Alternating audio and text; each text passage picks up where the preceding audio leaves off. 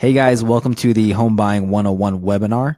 This is going to be the brand new, updated, and revised version of the How to Buy a Home from Beginning to Closing with yours truly, Randy Canales.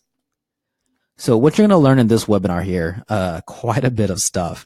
This webinar is going to probably be around 45 minutes long, maybe even up to an hour. We're going to cover a pretty different range of topics here, starting from the top, which is where to get started first. We're also going to talk about how much money do you need. What credit score do you need? What costs and fees you can expect? The do's and don'ts of financing, what to watch out for when looking at houses, the only website/app that you need to search for homes, strategies on submitting an offer that will get accepted, the home buying timeline, and then finally, our final action steps on what to do next. So let's go ahead and get started here, guys. So a little bit about me and a little really quick bio about myself.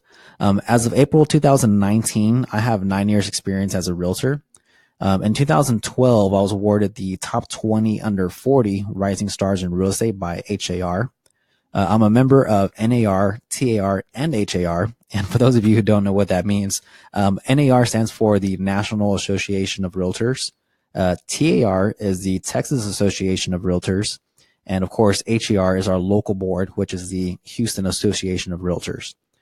I've sold over 100 transactions under my belt, and I have dozens of happy clients. So we're going to start off this webinar with a quote from a real estate coach, a very famous real estate coach in the real estate agent / broker community. And Brian Buffini says, buying a home is a process of elimination, not a process of selection. And that's actually a very important quote. So I'm actually going to say it twice here, so you guys could really have it set in here. Buying a home is a process of elimination, not a process of selection. So very nice quote there by Brian Buffini. So we're going to start it off here on where to get started first. And this is a very quick, simple one. And we're going to break it down into 3 different steps here. So step number 1 is to talk to a mortgage lender to get pre-qualified. If you're paying cash for your property, then go ahead and skip number 2 because you obviously don't need to get pre-qualified by a lender. But step number 1 for most people will be to talk to a mortgage lender to get pre-qualified.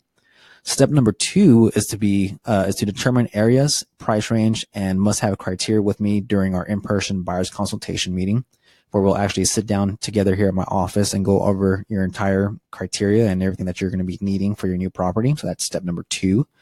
And step number 3 here will be we'll begin looking at houses together and start making offers. So very simple 1, 2, 3 steps there. For a list of my recommended mortgage lenders that I personally work with and have built a relationship with, please continue to watch this entire webinar until the end to get access to my preferred lenders list.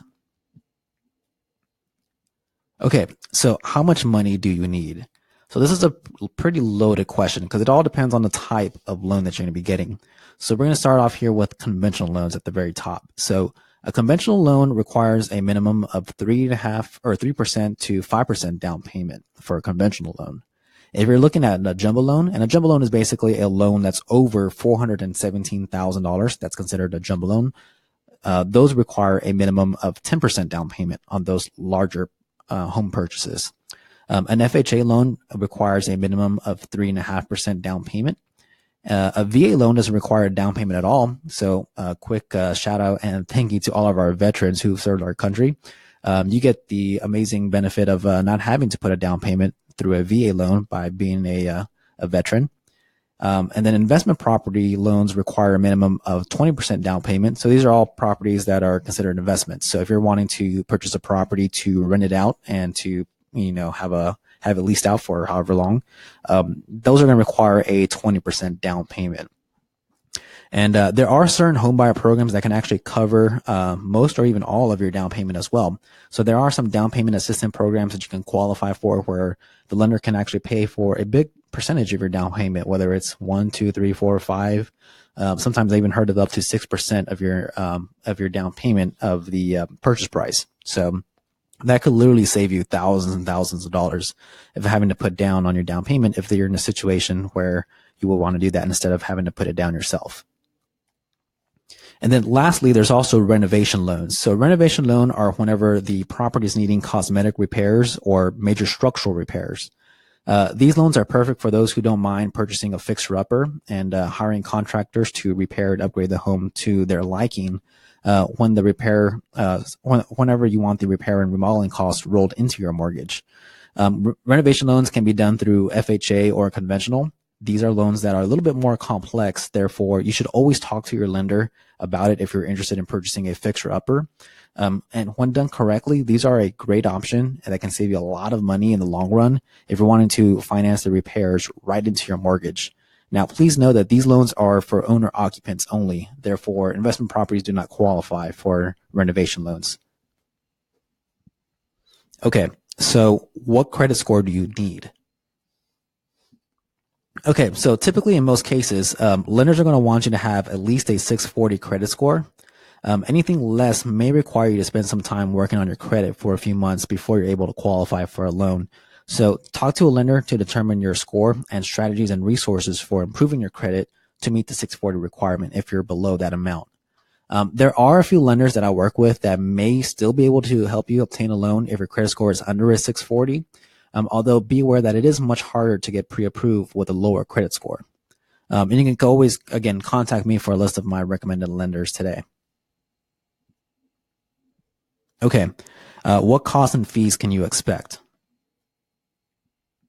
So first, I need to mention that using a realtor for guiding you and representing you throughout this entire process is completely free. And as a buyer, the real estate commission is actually paid by the seller. Therefore, you don't pay me or any other realtor anything as a professional for our professional services as a buyer purchasing a home. So for those of you who are wondering, how do I get paid? I get paid by the seller. So whenever we find you a property that you like and we close on, it's actually the seller who's actually the one that's paying the commission, not you. So as a buyer, it actually doesn't cost you anything to hire a professional or to hire me to represent you and your best interest. Okay, so here's the costs and fees that you can expect. And we're going to break down each one of these here, but some of the fees here and the costs are going to be the option fee, the earnest money, the home inspection, appraisals, surveys, and closing costs. So we're going to go ahead and break down each one of these here, starting off with the option fee. So usually the option fee is only $100 for a 10-day option period, sometimes called an inspection period. Now, this is the 10-day window that you'll have to complete your home inspection and to negotiate any repairs or price adjustments. $100 is typical, but sometimes it can be slightly higher than that. But that's what your option fee is for that little 10-day window there for you to do your inspection period. And you'll have the unrestricted right to terminate the contract for any reason whatsoever during the first 10 days of the contract. Now, again, sometimes that could vary. Sometimes it's $100. Sometimes the seller might want $150 or $250. And sometimes they might not always want to do 10 days as well. Sometimes it's 7 days. Sometimes it's, 5 days. Sometimes it's 10 days. But in most cases, I would say in a good, 80% of the time, it's going to be a 10-day option period, and it's going to usually be about $100. So that's your option fee. Okay, so now earnest money. So earnest money is usually 1% of the purchase price. Therefore, a $250 home will usually cost about $2,500 in earnest money. So it's 1%. Earnest money is basically a deposit that holds your contract to purchase the home until closing. And at closing, the earnest money gets deducted towards your total closing cost. So if you decide to not purchase the home, then there are ways to get your earnest money refunded back to you if you follow the provisions in the contract correctly. But basically, the earnest money, as you can think of it, is basically like a deposit to hold the contract in place until closing. Then you'll get that 1%, that earnest money refunded back to you towards your closing cost at closing, so that you don't actually lose that money. Okay, so now let's talk about the home inspection. So a home inspection can vary from $350 to $800 plus. And it all really just depends on the size and features of the home. Typically, I always suggest budgeting at least $500 for the home inspection. Inspectors will inspect all the major components of the home, such as the electrical, the plumbing, the foundation, roofing, appliances, HVAC, and some mechanical items such, like the windows and doors, et cetera, et cetera. Pool inspections and termite inspections are an additional cost. Usually they're about $150 each extra on top of your home inspection cost. But those are optional. You don't have to have those done. And even having a home inspection is optional as well. And I could recommend to you my preferred home inspection company who I've worked with for the past 7 years. If you wanted to know who that is, then I can definitely recommend that over to you because we've built a great relationship with each other over time. That's basically the cost of a home inspection there. So again, budget at least $500 for the home inspection. Okay, so appraisal. An appraisal is when a licensed appraiser is hired to determine the true fair market value of the property. Most all lenders will require an appraisal to ensure they're lending on the true value of the home so that you're not overpaying for the property. Usually most appraisals are going to cost around $400 to $550 and aren't typically ordered until after the option period has already passed. And the cost of the appraisal is typically paid up front and isn't typically part of your closing cost. So that's actually a fee that you will pay up front once the appraisal is ordered. So again, that's going to be somewhere between $400 to $550 for your appraisal.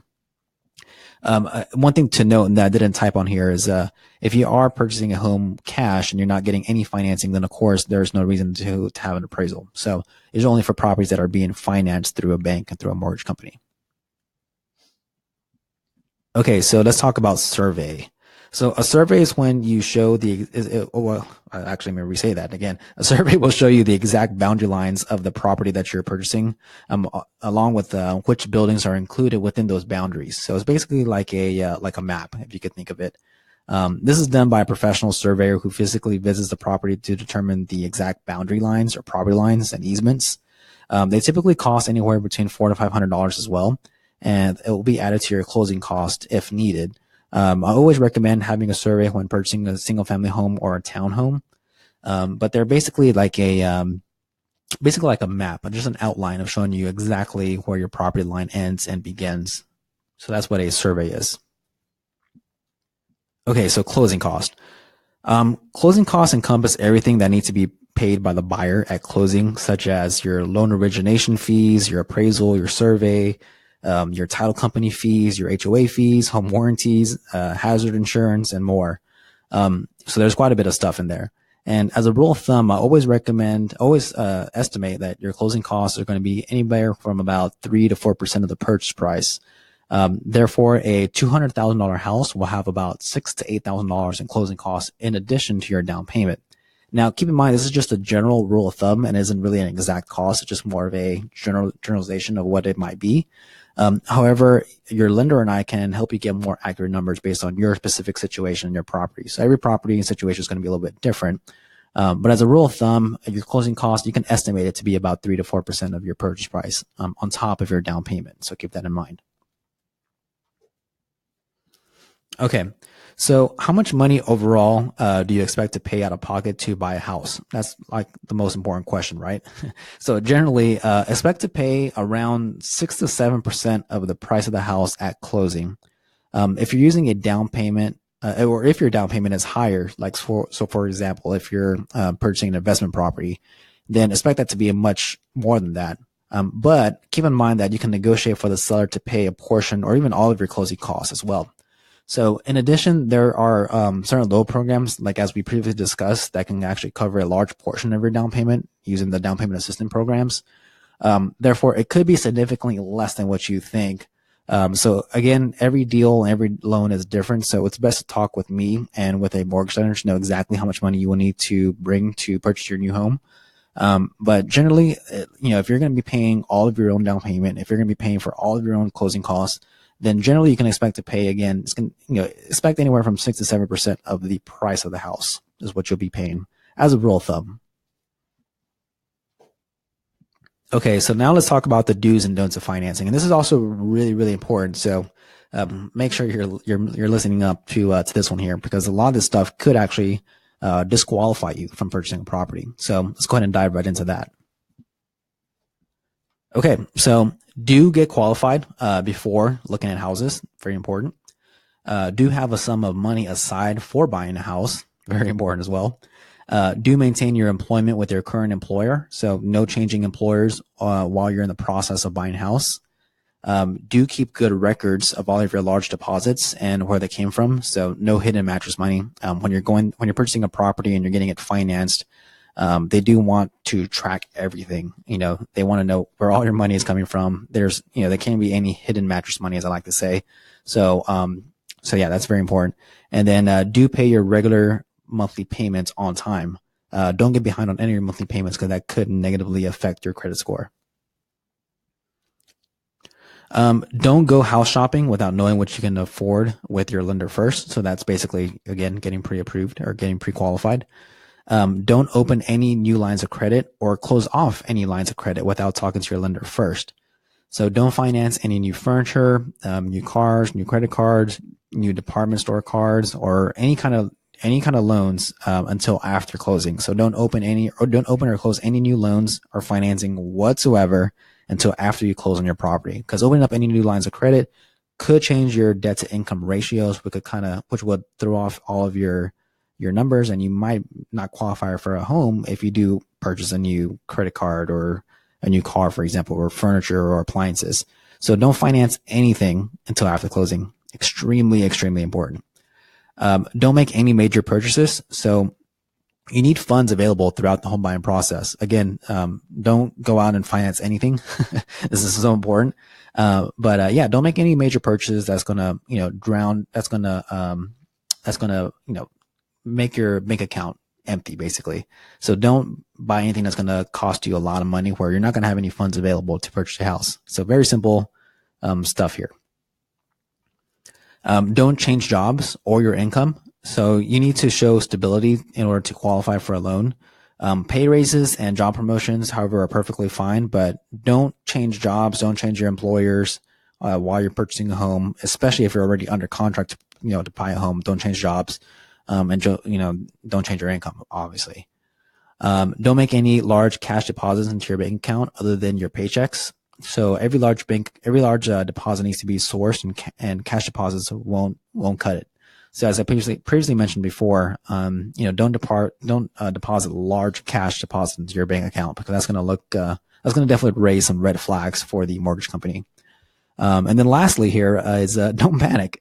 You'll be working with professionals throughout the entire process, like myself and the lender. So if you're unsure about anything, the best thing to do is to simply ask us, because we are here to help you, of course. Okay, so now we're going to go into the only website/app that you need to search for homes. So there's many real estate websites online to search for homes, right? There's Zillow.com, Trulia.com, Realtor.com, Homes.com, and the list literally goes on and on and on and on. You can find dozens and dozens of, probably hundreds, or even thousands of websites online that will, show you houses that are for sale. But the only website that you truly need is HAR.com. And the reason for that is all these other websites actually pull all their data from HAR.com. So think of HAR.com basically as the main hub, right? Or the main source for all of your home searching needs. All the other websites, what they basically do is they steal their data from HAR and they regurgitate that information on their platform, with their advertisements, basically.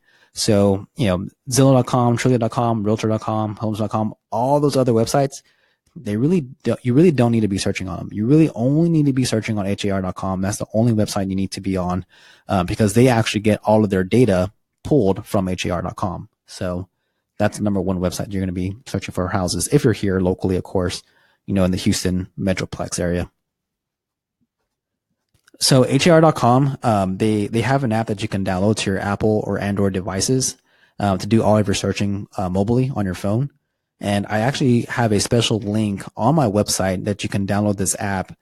Plus, you'll be able to unlock additional premium features on the app that will reveal to you extra information about properties that the general public doesn't actually see.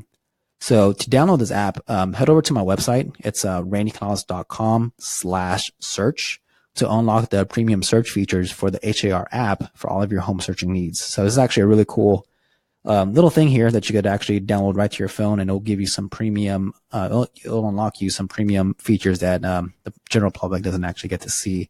So do that now. If you have your phone pulled up, go to my website, randycanales.com, and just click on that link that's on that page there, and you'll get the download link with the to unlock those special features for you. Okay, so now we're going to talk about what to watch out for whenever you're looking at houses. So let's go ahead and dive right into that. Okay, so foundation cracks. So these staircase style foundation cracks are extremely popular. This is usually a sign of previous or current foundation issues. But the good thing about this is that some homes have transferable foundation warranties for homes that were previously repaired.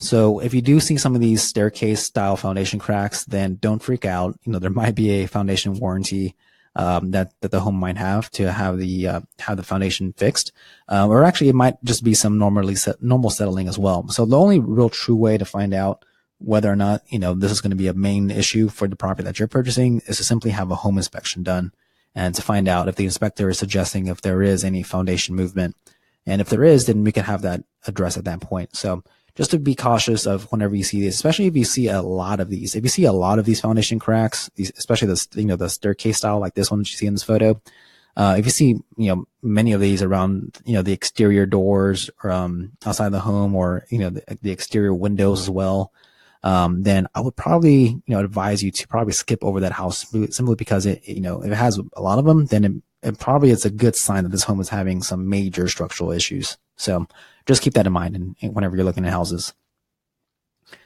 Another thing is buyers that are using FHA financing must realize that the home that they're buying must be in livable move-in condition in order to meet FHA guidelines. It must have flooring, air conditioning, heating, a working stove, and not have any major defects or repairs needed, such as any major sheetrock damage or missing flooring. FHA is much more strict when it comes to the condition of the home to meet their requirements. So make sure that the home is basically just in livable move-in condition. Conventional loans also still require your home to be purchased to be in livable move-in condition as well. They're just not as strict about it, but still, as a rule of thumb, if you're looking at a house that needs to be completely gutted, or property that has a ton of holes in the walls or missing sheetrock, and there's a giant hole in the roof and things like that, that's definitely not going to be able to, that type of property is not going to be able to get qualified for financing because of the condition. So just keep that in mind. Actually, let me go back to that slide again, because there is one thing I want to mention about that. And that is, if you're using a renovation loan, then this is when the actual renovation loan would actually kick in and will actually be a benefit to you. If you do find a property that is not in livable move-in condition ready. So again, if the property has some major defects, holes in the walls, it needs a brand new roof, or it's a giant hole in the roof, or what it might be, this actually might be a good case for a renovation loan. So that's one thing to keep in mind. Okay, move on to the next slide here. All right, so so what to watch out for when looking at houses. So another thing here is knowing whether or not the home was located in a flood zone. So this is a very common question that I get, that buyers ask me if the home is located in a flood zone. So there's a few different ways to go about finding out whether it is or isn't. So number one, you can go to this website here. You can go to www.harriscountyfemt.org. And all you have to do is type in the address that you're interested in, and it'll tell you whether or not it's in the flood zone.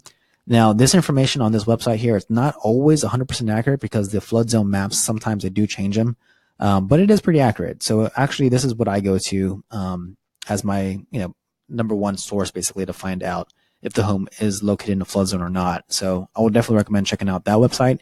If you're concerned whether or not the property that you're looking at is in a flood zone, simply go to the website, type in the address, and it'll give you a really good idea whether or not it is or isn't in a flood zone. And if it is in a flood zone, then it'll tell you what category it's in, whether it's in the 500-year floodplain or the 100-year floodplain. So very good resource there. Number two here is to ask your insurance agent to check and see if it's located in a flood zone for you. So whoever you use for your car insurance now currently, that's a great way to start. You can go to your auto insurance agency and ask them if they do flood insurance, and they could check and see if the home is located in a flood zone for you. So that's probably the most accurate way to find out if it's in the flood zone. Number three here is to talk to the neighbors if there has been any flooding in the neighborhood within the past couple of years. So that's also a really good way. So if you found a property that you're interested in and you're really concerned if the neighborhood has flooded before, a real simple way is to go knocking around and ask the neighbor next door, or the couple neighbors next door, if there's been any flooding in the past, and they'll usually tell you right away whether or not the property or that area has flooded before. So that's also a really good resource as well, just asking the local community there. And then number four is to review the seller's disclosure notice to see if the seller has disclosed any previous flooding in the past as well. So that's also a very important thing to do. Okay, so strategies on submitting an offer that will get accepted. All right, let's dive into this one here. Okay, so the very first thing, of course, is knowing your numbers. And I will do a competitive market analysis, also called a CMA, to determine what the best offer price will be. So that's also, that's of course probably the most important thing here, is knowing whether or not the property is, if it's overpriced or underpriced. So I will help you do it. I will do that research for you. That way I can advise you on what the best offer price would be. Also, another great strategy is to write a personalized introduction letter to include with your offer to the seller. This kind of puts a personal touch to your offer. So instead of just sending them an offer that, just plain black and white offer, this is how much I'm willing to buy your house for, put a little personalization to it and actually write a letter. I've done this quite a bit for my clients in the past as well, where, sometimes I'll write it for them, or you can also write it yourself.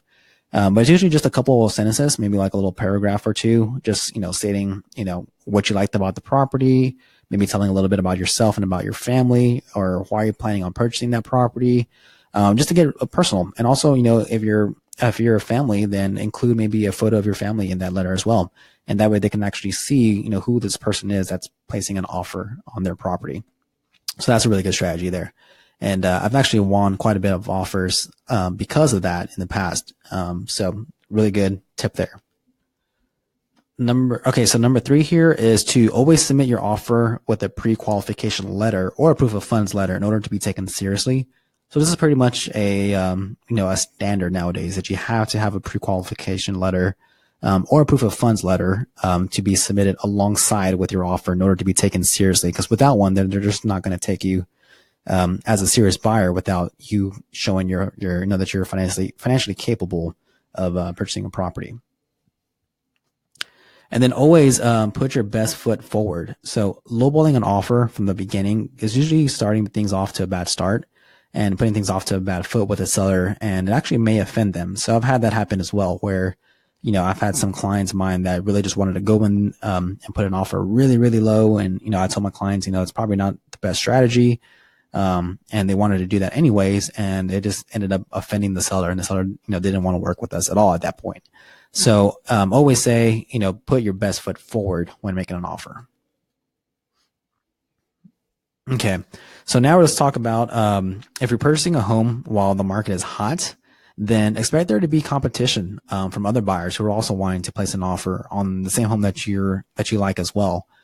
This is very common, especially during the summertime when there's a lot of buyers in the market. Summertime is usually one of the busiest times of the year, simply because the kids are out of school and a lot of families are looking to make a move. So that's usually one of the times of the year where the market is really hot. So expect there to be a lot of competition. And whenever you're in a multiple offer situation, it's always best to give them your highest and best offer up front whenever you're competing with other offers. And if you plan to ask the seller to contribute their money toward your closing costs, then also consider how that might affect your offer and how it might make your offer appear weaker than other offers who aren't asking for help with their closing cost. So that's another thing just to keep in mind as well. So whenever you're making an offer. Okay, so let's talk about the home buying timeline here. So number 1 is to get pre-qualified for a loan. Number 2 is we're then going to start looking at houses and making offers. Once we find a house, we're going to go to step 3 here, which is execute a contract. Once you execute the contract, you're going to deposit the earnest money and the option fee. Once we do that, you're going to complete your inspections. Then you're going to negotiate the repairs. After the repairs are negotiated, we're going to order your appraisal, then order your survey. Then step number 9, we're going to complete all your conditional items that the lender's requesting you in order to get your loan approved. Number 10, we're going to schedule your utilities to be transferred in your name on the day of closing. And then step 11, we're going to sign all the papers at closing to fund your transaction. And then finally, at step 12, you're going to receive your keys for your brand new home. So that's basically the home buying timeline there from beginning to end. Okay, so we're kind of getting towards the end of our webinar here. We're actually in a record time. Looks like we're about to hit the 30-minute mark.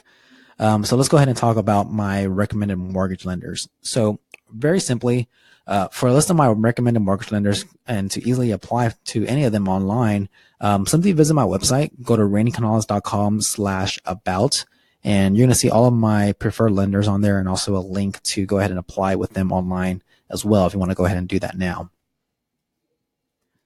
So, wow, I mean, we really did fly through this one. You guys took in a lot of information. You probably look and feel a little something like this right now, just overloaded with information, right? So, I know it's a lot of information to take in all at once, but, I am here to provide you with, any answers to any questions that you might have. And also my recommended mortgage lenders and my team that I work with are here to answer all of your questions as well. So, don't feel like you're a kid, getting sprayed in the face with a water hose here, because you did take in a lot of information. But, let me go ahead and move into the final action steps on what to do next. And it's not that much. So, you're not going to be overwhelmed by this one. So step number 1 here, is to basically watch my next video, which is going to be titled Working Together, the Home Buying Edition. That video is about 10 to 12 minutes long. So that's going to be your very next thing to do. Once you watch that video, you're going to move over to step number 2, and that's to basically schedule our in-person buyer's consultation meeting with me. That we could go over, your specific situation and your criteria of what you're needing in a home, here in person at my office. So that's going to be step number 2 there. So in order to do that, to schedule your buyer's consultation meeting with me, just head over to my website to randycanales.com. At the very top of my website there, you're going to see a button that says schedule appointment. Just click on that button there, and then schedule your appointment right from my website. So that's it, guys. Thank you so much for watching. I'm really surprised how quickly we went through this one here.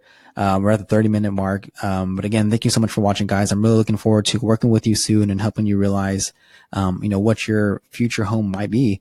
I'm looking forward to working with you. So thank you for watching. Again, my website is randycanales.com. You can also email me, randy@randycanales.com, or you can always call or text me at 281-844-1868. All right, guys. Thank you so much and enjoy your day.